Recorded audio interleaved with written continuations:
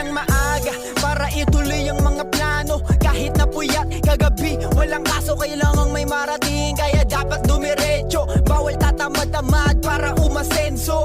Sariling sipag lamang ang puhunan ko, schedule ko walang bakate, parang jeep punuan to, puro trabaho. Kaya masarap yung nasa plato, nakakapagod man at least may pera sa bangko. Huwag mainip, magtiwala ka sa proseso, para ka lang bumubuo ng may kwenta na kwento. Mga hadlang parte lang yan ang pagangat mo. Tandaang walang positibo kung walang negatibo. Kung mabigat buhay mo parang tigpipiso, gagaan din yan kapag dala mo na ay libo-libo. Di ka laging nasa ilalim, umiikot ang mundo. Mas masarap magpahinga pag may sariling titulo. Madalas pag